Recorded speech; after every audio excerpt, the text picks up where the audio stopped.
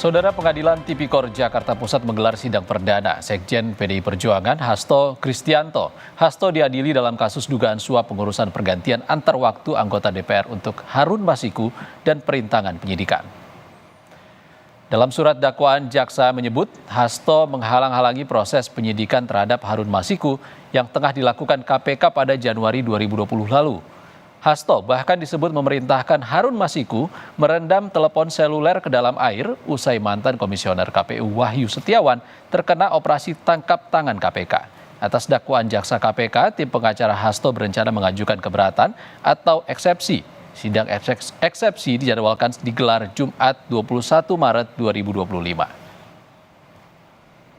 Informasi yang diperoleh penyidik KPK diketahui telepon genggam milik terdakwa dititipkan Kusnadi sehingga penyidik melakukan penyitaan telepon genggam milik terdakwa dan Kusnadi. Namun penyidik tidak menemukan telepon genggam milik Kusnadi yang berisi informasi terkait Harun Masiku.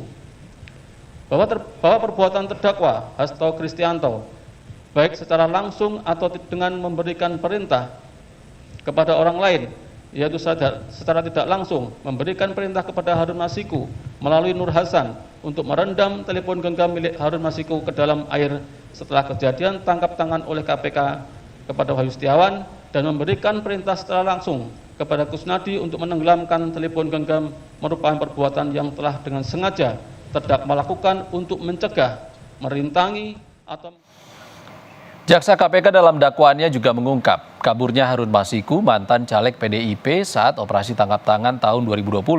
Harun Masiku kabur usai mendapat arahan dari Hasto Kristianto.